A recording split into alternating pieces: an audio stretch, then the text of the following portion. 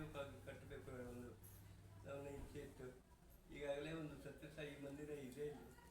ಅಲ್ಲಿ ಶಿರಡಿ ಸಾಯಿ ಮೂರ್ತಿ ಮತ್ತು ಫೋಟೋ ಇಟ್ಟಿದ್ದಾರೆ. ಅದು ಸತ್ಯಸಾಯಿ ಮಂದಿರ. ಒಂದು ಶಿರಡಿ ಸಾಯಿ ಮಂದಿರವೇ ಒಂದು ಪ್ರತ್ಯೇಕವಾಗಿ ಆಗಬೇಕು ಅನ್ನೋ ಒಂದು ಇಚ್ಛೆ ಇತ್ತು. ಅದಕ್ಕಾಗಿ ಬೇರೆ ಜಾಗವನ್ನು ನೋಡಿದೆ, ನಮ್ಮಲ್ಲಿ ಜಾಗವನ್ನೇ ನಮ್ಮ ಮನೆಯವರೆಲ್ಲರೂ ಒಪ್ಪಿಗೆ ತಗೊಂಡು ಇಲ್ಲೇ ಕಟ್ಟಿಸಬೇಕು ಅಂತ ನಿರ್ಧಾರ ಮಾಡಿ ಇಲ್ಲೇ ಕಟ್ಟಿಸಾಗಿದೆ. ಅದಕ್ಕೆ ಬೆಂಗಳೂರಿನ ಜಯಲಕ್ಷ್ಮಮ್ಮ ಹೇಳೋರು ಬರ್ತಾ ಇದ್ದಾರೆ. ಅವರಲ್ಲಿ ಸೀನಿಯರ್ ಡಿವೋಟಿ ಹಾಗೂ ಸ್ವಾಮಿ ಅವರ ಮೈ ಮೇಲೆ ಆವಿರ್ಭಾವ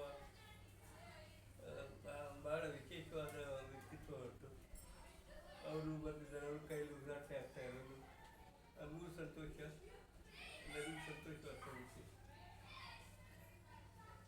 ಇದು ಈ ವಿಚಾರ ಜನರಿಗೆಲ್ಲ ತಲುಪಬೇಕು ಅಂತ 2019 ಶುರು ಮಾಡಿದ್ದಾರೆ.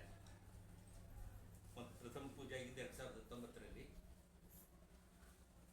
ಆಮೇಲೆ ಅವರ ಆರೋಗ್ಯನೂ ಸ್ವಲ್ಪ ಹೆಚ್ಚು ಕಡಿಮೆ ಆಯಿತು.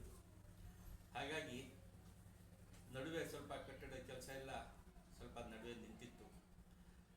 ಇವಾಗ 5 ವರ್ಷದ ಮೇಲೆ ಅದನ್ನು ಕಂಪ್ಲೀಟ್ ಮಾಡಿ ಒಂದು ಪ್ರತಿಷ್ಠಾಪನೋತ್ಸವ ಅಂತ ಮಾಡುವಷ್ಟು ಸ್ಟೇಜಿಗೆ ತಂದಿದ್ದಾರೆ.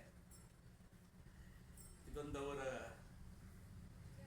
ಜೀವನದ್ದೇ ಧ್ಯೇಯ ಅಂತ ಹೇಳ್ಕೊಳ್ಳೋ ತರಹ ಅವರು ಮಾಡ್ಕೊಂಡು ಬಂದಿದ್ದಾರೆ. ಪಾಪ ಮೊದಲಿಂದ ಇದಕ್ಕೆ ತನುಮನ ಧನ ಅಂತಲ್ಲ, ಅದೆಲ್ಲನೂ ಹಾಕಿದ್ದಾರೆ. ಅವ್ರದ್ದು ಏನೇನಿದೆ ಅದನ್ನು ಎಲ್ಲ ಹಾಕಿ ಇದೊಂದು ಮಾಡಬೇಕು ಅಂತ ಹೇಳಿ ತುಂಬ ಒಂದು ಉನ್ನತವಾದೊಂದು ಉದ್ದೇಶ ಇಟ್ಕೊಂಡು ಮಾಡಿದ್ದಾರೆ. ಇದು ಊರಿನ ಜನ ಸಹಕಾರ ಮಾಡಿ ಅದೊಂದು ಎಲ್ಲರಿಗೂ ಆಕರ್ಷಣೀಯವಾಗುವಂಥದ್ದೊಂದು ಸ್ಥಳ ಆಗಬೇಕು. ಶಿರಡಿ ಭಕ್ತರು ತುಂಬ ಕಡೆ ಇದ್ದಾರೆ. ಎಲ್ಲರಿಗೂ ಇಲ್ಲಿ ಬರೋದಕ್ಕೆ ಸಿದ್ದಾಪುರಕ್ಕೆ ಬರೋದಕ್ಕೊಂದು ಆಕರ್ಷಣೆ ಆಗಬೇಕು ಅನ್ನೋ ಒಂದು ಇದನ್ನ ಮಾಡಿದ್ದಾರೆ.